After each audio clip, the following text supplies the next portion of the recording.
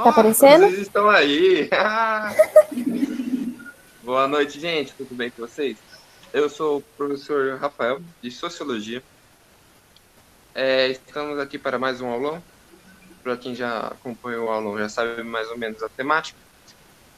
Para vocês que estão acompanhando o aulão essa semana, vocês já viram mais ou menos como está sendo a pegada. Esse ano um pouco diferente dos anos anteriores por conta da pandemia, infelizmente. Mas, por sim, o alvo sempre inovando para melhor atendê-los. Hoje vamos fazer uma aula multidisciplinar. Eu, professor de Sociologia, a Isabelle e a Jatiline, professores de História. Elas vão falar o tema, vão se apresentar, mas eu já dei spoiler, tá bom? Espero que gostem. E é isso, gente. Boa noite, pessoal. Meu nome é Isabelle, mais conhecida como Melada na faculdade. Eu estou no segundo ano de zootecnia e eu sou professora do cursinho há um ano. Eu acho que alguns de vocês me conhecem, porque a gente já se apresentou no começo. Alguns eu não conheço, mas deixo aqui o meu abraço e prazer. Oi, pessoal. Meu nome é Jaqueline, eu estou no primeiro ano de agronomia e entrei agora como professora do cursinho e ministro junto com a Isabelle as aulas de História do Brasil, tá? Eu vou começar aqui dando uma introdução para vocês do assunto de hoje, que é a Era Vargas. Um assunto muito importante que sempre cai nos vestibulares, um assunto bastante cobrado, tá? Então, a Era Vargas é o período em que o Getúlio Vargas governou o Brasil consecutivamente durante 15 anos, durante os anos de 1930 a 1945. Esses 15 anos que o Getúlio governou o Brasil, eles são divididos em três períodos bem marcados, tá? Marcam concretamente a figura do Getúlio Vargas e como ele se posicionava perante a política e as estratégias que ele usava para se manter no poder, tá? Para a ascensão da Era Vargas, para o começo da Era Vargas, havia todo um contexto histórico, aconteciam coisas na época que marcaram o começo do governo do Getúlio Vargas no Brasil, tá? Um dos motivos foi o fim da República Oligárquica, da política do café com leite, muito importante, sempre cai nos vestibulares, tá? Então, a política do café com leite era um acordo entre as oligarquias paulista e mineira para que houvesse alternância de poder entre esses dois estados. A oligarquia mineira era grande produtora de leite, enquanto a oligarquia paulista era grande produtora de café. O fim dessa política aconteceu quando o Washington Luiz, que era o atual presidente do Brasil, deveria indicar um candidato mineiro, mas ele falou, não, eu não quero, simples assim, e indicou um candidato paulista, o Júlio Prestes. A oligarquia mineira se sentiu traída e começou a conspirar contra o atual governo e fez uma aliança com as oligarquias paraibana e gaúcha e lançaram Getúlio Vargas como candidato à presidência. Houve as eleições naquele ano, o Getúlio acabou perdendo, né? E ele não se conformou. Então, um outro motivo marcante para a ascensão da Era Vargas foi a morte do João Pessoa, que seria o vice-presidente do Getúlio Vargas. Ele foi assassinado por motivos pessoais e o partido do Vargas viu aí uma oportunidade para usar a morte dele como um crime político e assim aplicar um golpe de Estado. Então, em 1930, o Getúlio ele aplica um golpe e tira o Washington Luiz da presidência. E aí começa o governo do Getúlio, tá? Então, a Era Vargas ela é dividida em três fases. O governo provisório, que durou de 1930 a 1934, o governo constitucional de 1934 a 1937 e o Estado Novo, que é a ditadura do Estado Novo, de 1930 a 1945. Então, o governo provisório, ele é marcado pela centralização do poder. O Getúlio Vargas, ele procurou alterar toda a política brasileira para que as oligarquias não tomassem o poder. Então, ele tomou diversas medidas a fim de centralizar o poder na sua figura, tá? Com base nisso, a oligarquia paulista não aceitou muito bem essa centralização do poder do Getúlio Vargas, e nesse contexto ocorreu a Revolução Constitucionalista de 1932. E para tentar conter toda essa revolta, toda essa insatisfação, o Vargas ele cria, em fevereiro de 1932, um novo Código Eleitoral com algumas determinações, como o voto secreto, a criação da Justiça Eleitoral, o Conselho Nacional do Café e o direito ao voto e a candidatura para mulheres maiores de 21 anos. Mas não foi Vargas que criou esses direitos, eram direitos que já haviam sendo reclamados, já faziam algum tempo, e para tentar conter a insatisfação do povo, ele criou essas leis a fim de dar uma amenizada ali nas revoltas, tentar conter um pouco. O Conselho Nacional do Café é muito importante saber dele, porque foi uma prática inovadora do Getúlio, nunca vista antes, que ele queimava várias sacas de café a fim de interromper a desvalorização do produto devido à crise de 1929, tá?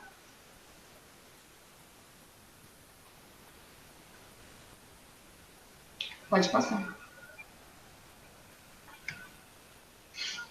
Um movimento estudantil também muito importante que ficou conhecido na década de 1930 foi o MMDC, Miragaia, Martins, Graus e Camargo. Foram 4 estudantes mortos em confronto com a polícia, e esse movimento ganhou grande espaço e ganhou grande visibilidade na época, tá? Então, o governo provisório ele chega ao fim com uma nova Constituição aprovada e com a reeleição do Vargas em 1934.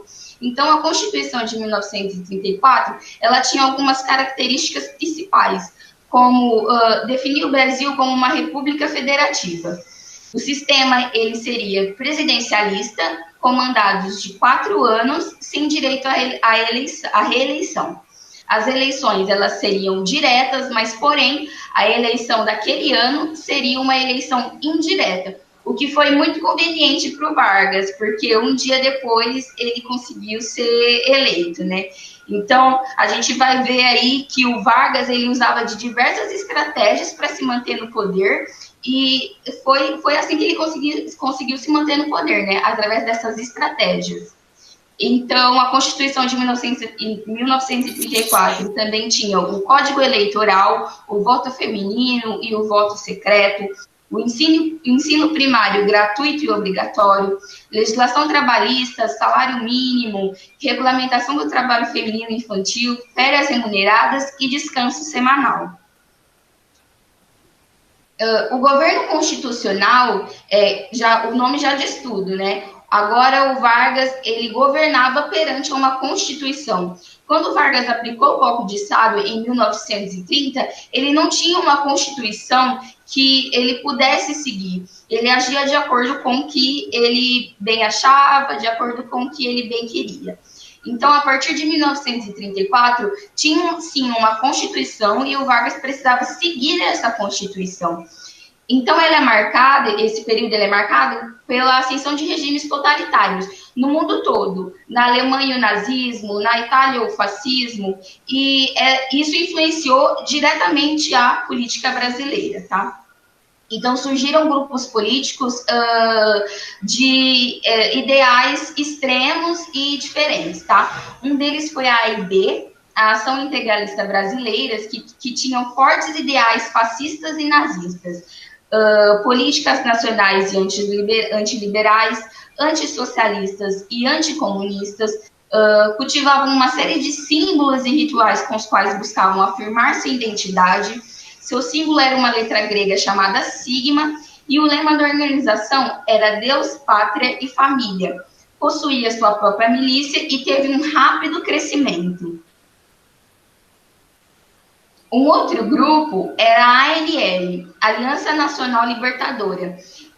Um dos ideais deles, eles pediam a reforma agrária, a descentralização do poder, reuniam comunistas, socialistas e antigos tenentes insatisfeitos com a aproximação entre o governo de Getúlio Vargas e os grupos oligárquicos afastados do poder em 1930, defendiam a suspensão do pagamento da dívida externa do país e nacionalização das empresas estrangeiras, proteção aos pequenos e médios proprietários e a liberdade democrática. Um nome muito importante da ANL foi o Júlio Prestes, tá? Do filme Yoga, tudo mais.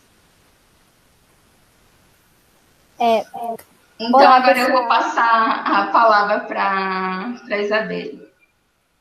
Olá, pessoal. Vou continuar falando, né, sobre a Era Vargas, e um acontecimento muito importante foi a intentona comunista, que ocorreu em novembro de 1935. O que foi esse acontecimento? Então, foi um levante militar em nome da ANL, que é a Nação Nacional Libertadora, que a Jaqueline acabou de falar, e esse levante aconteceu em Natal e saiu se espalhando em diversos locais, Recife, Rio de Janeiro, em outros estados.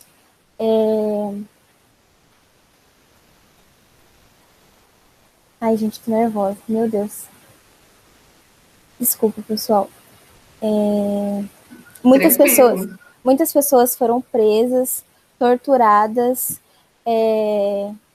Foi literalmente um grande terror. Vocês podem ver até na foto. Gente com arma, sabe? E Getúlio ficou com muito medo de se virar uma guerra civil, literalmente, porque foi uma coisa assustadora. Aí, eu pergunto para vocês, você acha que ele é inteligente ou ele é burrinho, esse Getúlio? Ele é inteligente, gente.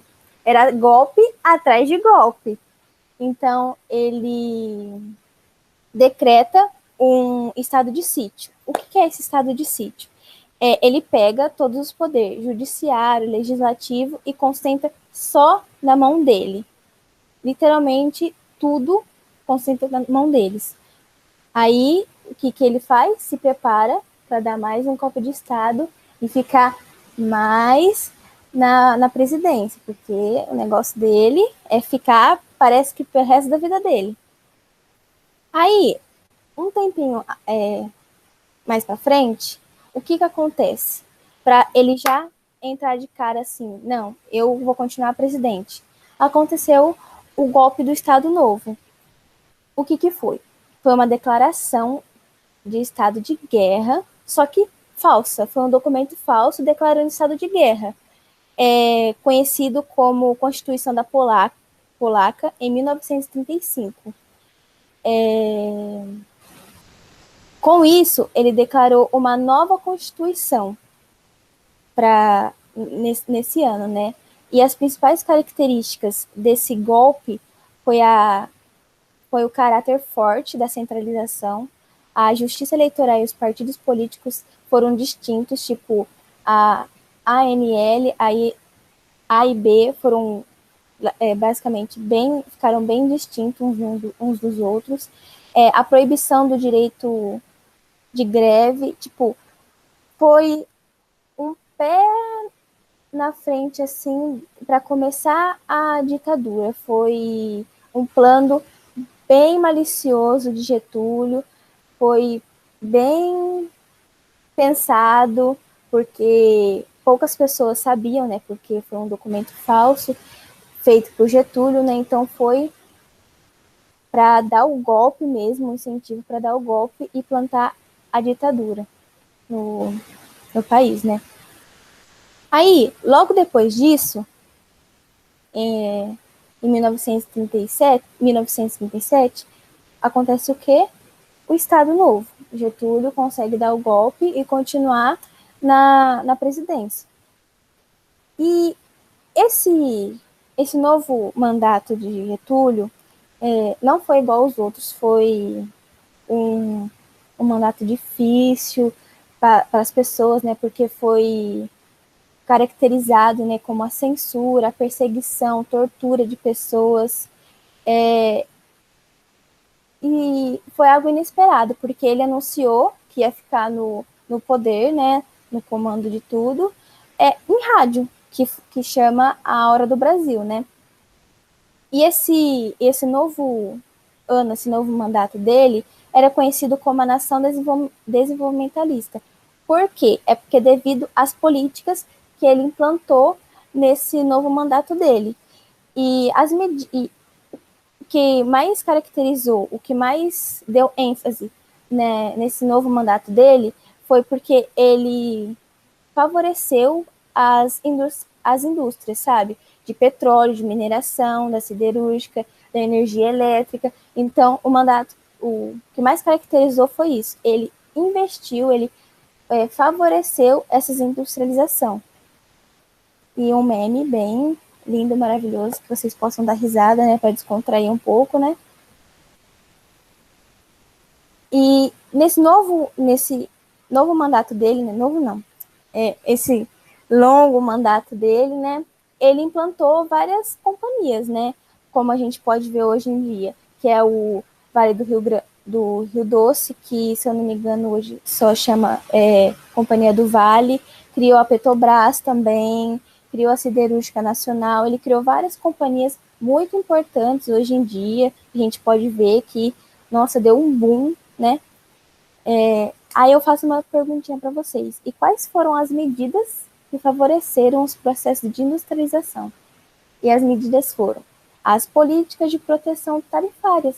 Ele diminuiu as tarifas sobre os equipamentos industriais, porque os equipamentos industriais é um absurdo, é muito caro. Para você levantar uma indústria, gera muito dinheiro, mão de obra. Então, o que ele fez? Baixou, né? Porque ele queria investir. Então, e outra coisa, o poder estava na mão dele, né? Então ele poderia fazer qualquer coisa.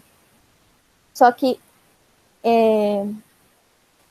uma coisa, né? Ele diminuiu, só que ele deu os juros e os empréstimos favoráveis às indústrias, a fim de estimular a circulação do dinheiro. Então, ele investiu, mas também para encher o bolso dele. Só que também um ponto positivo aí é que ele investiu no salário mínimo, né? Graças a Deus. Só que, como a gente pode ver nessa imagem que eu coloquei aqui, o trabalhador também tem o seu poder no Estado Novo. O trabalhador não era muito valorizado naquela época, por conta que eu falei, né, da ditadura e tal, começou a criar esse pé direito assim na ditadura, foi a censura, né, das coisas, opressão, as pessoas não poderiam se manifestar muito, começou o ano ficar bem difícil assim para o Brasil. E aí eu faço uma perguntinha bem interessante, vocês devem estar se perguntando aí na cachola de vocês. Aonde a sociologia se encaixa nisso tudo? Agora chegou a parte que cabe a mim. Não querendo falar nada, mas como vocês repararam, as outras duas professoras não têm esse manto maravilhoso do cursinho alto, essa camisa maravilhosa. Eu queria fazer um parênteses aqui e mostrar que eu tenho. A gente infelizmente não adquiriu isso, mas se Deus quiser, a Quem vitória sabe um vem. dia. A vitória vem. Então, nossa professora, queridíssima professora de história, Melado, perguntou onde se encaixa. Gente, primeira coisa é uma coisa que eu vou falar sobre Getúlio Vargas, sobre a sociologia, mas eu quero que vocês entendam antes uma coisa, um conceito que eu já dei aula para vocês, espero que a Maria Clara e a Elisa, eu sei que vocês estão ligados lá, eu sei que vocês vão saber, só vou falar o nome e vocês já vão saber o que se trata. Cidadania. A maioria de vocês, espero, né? Tiveram essa aula comigo, viram essa aula comigo, mandei slide, mandei aula, fiz chamada, não, essa aula eu não consegui fazer chamada no Google Meet porque acabou as aulas antes, mas mandei vídeos e slides sobre. Quem não acompanhou, eu vou fazer um parênteses aqui para vocês entenderem mais ou menos. Não vou me aprofundar o que é cidadania, porque o tema não é cidadania, mas como tem uma parte de cidadania dentro de Getúlio Vargas, eu vou ter que passar para vocês, correto? Então, gente, o que seria cidadania? Cidadania nada mais é, um jeito meio grosso de explicar, um conjunto de ações que são voltadas para o interesse coletivo, da coletividade. E tudo busca uma melhor convivência e qualidade de vida para a população em geral. Certo? E na era Vargas, a gente teve avanços dos direitos sociais, mesmo estando numa ditadura. Isso é algo inacreditável, algo que não dá para, né? Mesmo que ditadura, você pergunta assim, você chega e pergunta para sua avó, para sua mãe, assim, dependendo da idade que ela tem, você pergunta, a ditadura era boa? Todo mundo vai falar, era boa. Porque várias coisas tiveram avanços significativos, que nem a Melada falou. Indústria, tudo melhorou para alguma parte, não para todos, correto? Todo mundo entende essa parte? Beleza. Então, por isso que eu falo, que teve avanços nos direitos sociais, mesmo estando numa ditadura, mesmo tendo um ambiente de baixa ou nula participação política. Não teve não teve, como fala, né, livre arbítrio. Ai, meu Deus, Melada, me ajuda. Não teve, esqueci o nome da palavra. Quando você está numa democracia, democracia, não tinha democracia, era uma ditadura. Liberdade de expressão. Boa, liberdade de expressão. Literalmente. Né? Põe o outrinho para nós aí, por favor, Mel. Outro top. Isso. Então, é o que nem eu estava falando da Era Vargas. No Brasil, teve muito que fazer em relação à questão de cidadania. Tipo, durante a ditadura, teve uma melhora, um avanço na questão da cidadania, mas ainda tem muito que avançar. Você vai hoje, eu estava lendo para montar essa aula, uma questão que eu não lembro quem falou, que o brasileiro precisa aprender a votar. Porque a gente ainda não tem muito senso, tem muitos casos de pessoas que vendem votos, certo? Tipo, mano, voto é seu direito de tentar mudar a sua cidade, sua região, o seu país. Você vendendo seu voto, você tira a sua liberdade de expressão. Você tira seu direito de cidadão, certo? Então, ainda tem muito que melhorar na questão de cidadania, por conta disso. E nos países, tipo, ocidentais, a cidadania moderna constitui a partir de Marshall, que é dos 3 tipos do direito, que é o que vai ter no próximo slide. Mas voltando no último tópico que eu citei, tirando essa parte de questão de voto, dessas coisas, não é só questão política a cidadania. A cidadania é questão de tudo, basicamente. É questão de você pegar e ter a ciência de... Eu tô com uma sacolinha plástica. Vou dar um exemplo. No cursinho, ano passado, eu dava o exemplo da minha égua. Gente, quem não sabe, eu tenho uma égua em Dracena, eu cheguei de São Paulo e comprei uma égua. E tem todo gente que dia... compra cachorro. Não, também comprei um cachorro. Agora só falta comprar um pato. todo dia eu vou lá e eu vou tratar da minha erva. E geralmente eu levo uma sacolinha plástica, certo? Com a ração. Imagina se todo dia que eu fosse lá, eu já tenho a erva há 1 ano, eu fosse lá, abrisse essa sacolinha, colocasse a ração no coxo dela e jogasse no pasto. Imagina a quantidade de sacolinha que teria no pasto. Imagina o prejuízo que eu daria para o dono do pasto, para as outras pessoas que ficam ali no pasto, que arrendam o pasto, e para os animais. Então, é um exemplo meio, né, meio simples para dar. Mas imagina isso no mundo. Você é uma pessoa, mas imagina quantas pessoas fazem o mesmo, tipo, de jogar um sacolinha, jogar um plástico. E isso vai de cada um. A cidadania não trata só de política, trata de tudo em geral. Tipo, uma simples atitude pode mudar a visão de todos, certo? Passa o slide para mim, Mel, por favor. Tá, agora o Marshall falou de 3 estados civis, certo? O primeiro é o direito inerente, liberdade individual. É tipo a liberdade de expressão que cada um tem, que nem a gente estava falando de votação, certo? Direito ao voto, direito a pegar e falar assim, vamos supor.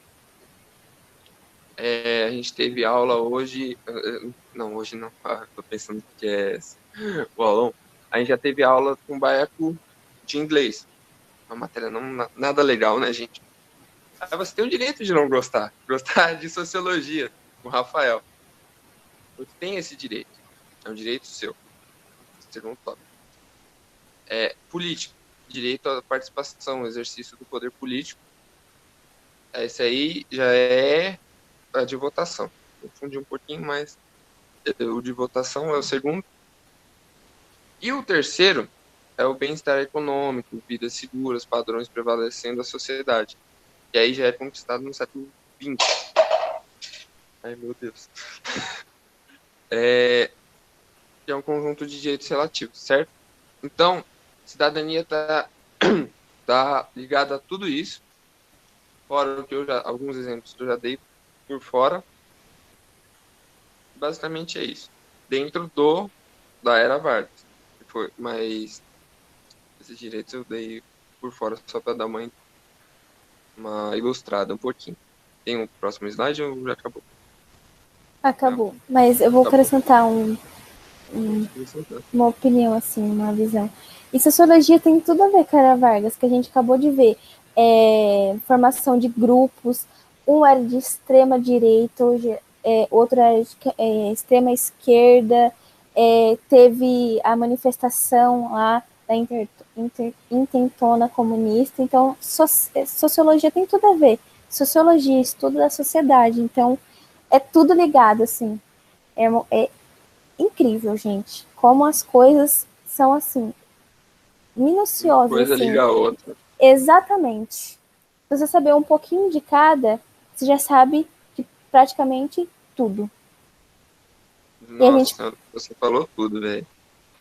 Tipo, tudo, tá ligado? Se você for pesquisar mais a fundo, assim, aqui a gente pegou um tema que cai no vestibular e é tranquilo pro pessoal entender, mas Sim. Você vai a fundo, tem tema que pega geografia, história, filosofia, sociologia, pega tudo. Literalmente tudo. É muito interessante. Era Vargas tem um pouco de literatura também que dá para encaixar. Com certeza. As manias, o jeito de vestir daquela época, de falar, dá para você relacionar várias coisas. Sim. Literalmente. Aí a gente preparou uma perguntinha, assim, para fixar, para dar uma descontraída, assim, em vocês, para dar um up, um boom. Que eu peguei esse exercício, foi do Enem de 2017. Aí o Enem é top, hein, gente? Vamos prestar atenção aí, vamos tentar resolver. Só Bora Enem lá. E o Nesp, ó, quem prestar a Unesp, principalmente para zootecnia ou agronomia, eu recomendo, principalmente zootecnia. Viu? Curso top, hein?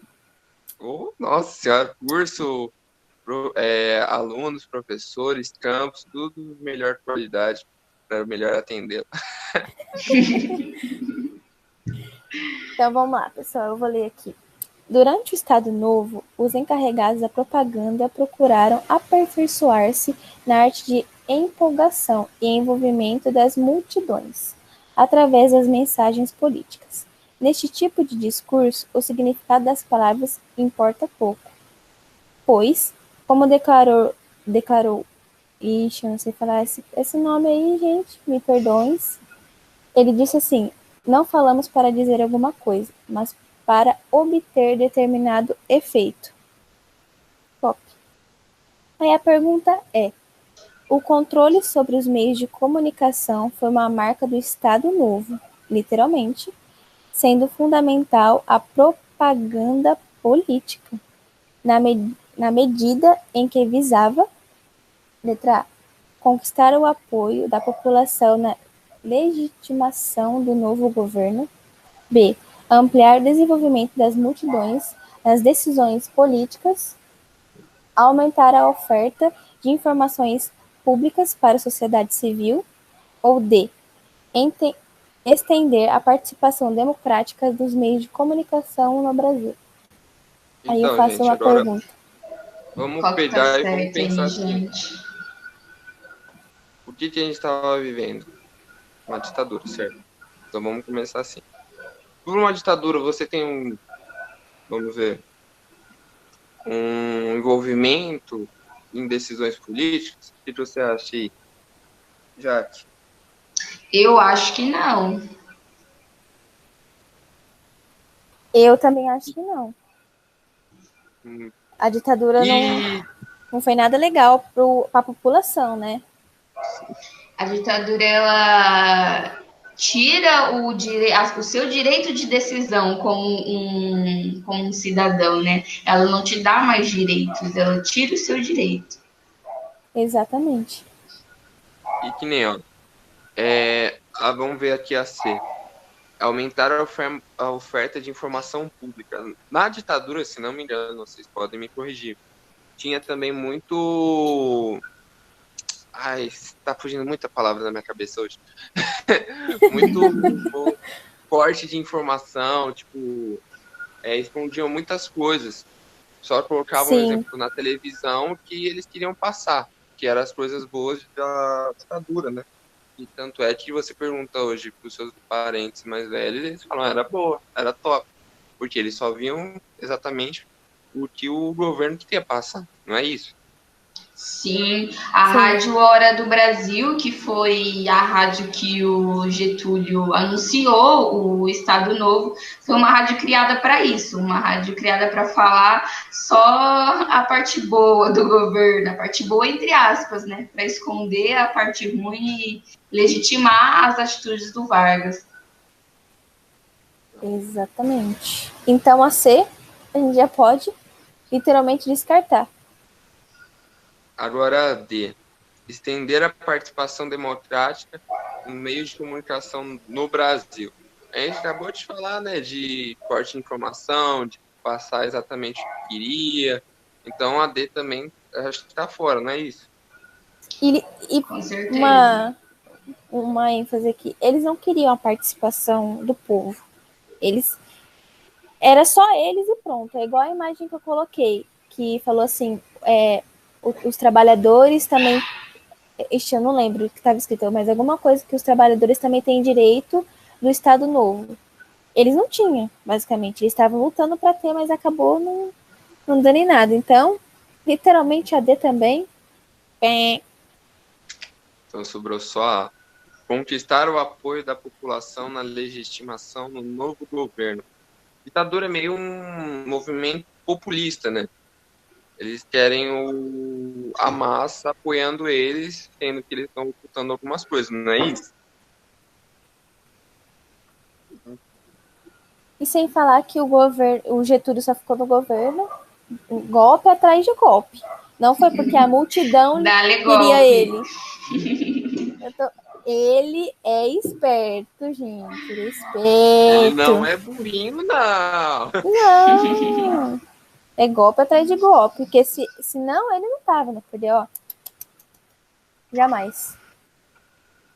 Então, ficamos com a alternativa A. Aí, ó. Literalmente. Aí você passou no Enem, passou na Unesp e entrou, filho. Vem com nós que é sucesso. Tuts, tuts, tuts. Então, Gabaritou história e gabaritou sociologia, hein? Uma tacada só. uhul. Amém. Então é isso, Aí, pessoal, que gente, a gente tem que passar. Espero que gostem e boa sorte. Vão com tudo, que o ano é de vocês, independente da pandemia. Todo mundo conhece a sua gata, todo mundo sabe, né? Então é isso. Um beijo. E, gente, assim, se vocês, nesse ano, com um monte de problema, assim, de convivência, de sentir vocês, de ver vocês, de conversar com vocês, criar vínculo com vocês, a gente não teve nada esse ano. Foram poucas aulas que a gente teve. Sim. O cursinho, eu falo o nome do cursinho, porque eu sei que todos os professores têm esse pensamento. Qualquer dúvida, pode mandar mensagem, ligar, mandar pombo correio, fazer sinal de fumaça, o que der, que a gente tenta ajudar ao máximo, porque a gente quer ver vocês passando no vestibular, passando no Enem, passando na FUVEST, passando no Mackenzie, passando na Unesp, passando em Harvard, passando em tudo, filho. Até lá em Minas Gerais. Em Minas Gerais, o fiscal, em tudo, em tudo, em tudo, em tudo. Então, qualquer dúvida, pode chamar qualquer um de nós três sobre a aula. Se quiser se aprofundar em alguma parte, ou a parte de sociologia, ou a parte de história, se tiver dúvida, se quiser questionar, vem atrás da gente, que a gente vai responder vocês. Se quiser ver onde a gente achou as informações para ir atrás também, ler um pouco mais, pode ir. E espero que vocês tenham aproveitado essa aula, mesmo que não tenha sido presencial, porque presencial é muito melhor. Eu tive no cursinho ano passado e foi uma experiência muito boa para mim. Mas infelizmente não dá. Então, qualquer dúvida, qualquer coisa que vocês têm, ou vocês precisam conversar também, porque a gente sabe como está sendo esse distanciamento, está sendo horrível. Pode mandar mensagem que a gente responde, que a gente conversa, que a gente dá uma luz, se possível, viu, gente? Sim. Ai, gente, perdoe a minha gaguejada, assim, no começo, assim, né, sabe? Foi mal aí, gente. Tchau, pessoal. Tchau, pessoal. Tchau, tchau, gente. Abração.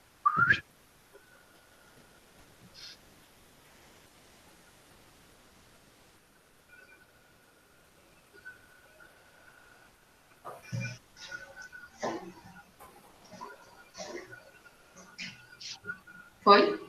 Parou a gravação? Ainda não. Então, eu tô em dúvida se eu parar a gravação vai ficar salvo? Vai. Fica no drive.